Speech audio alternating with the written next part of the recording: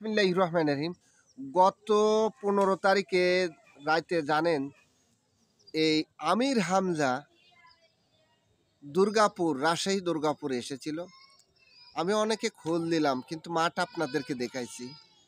আসলে যতটা লোক হওয়ার কথা ছিল সে লোক কিন্তু হয় নাই। এর আগেও এসেছিল।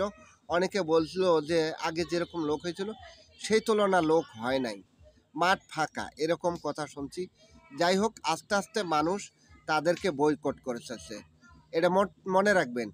এখন মানুষও বলছে যে আমরা টাকা দিয়ে তার ওই কিচ্ছা কাহিনী শোনার জন্য লোক নিয়ে আসি, না দেশের মানুষের যে হাদিস কোরআনের কথা শোনার জন্যে। তারা তো হাদিস কোরআনের কথা বলে না।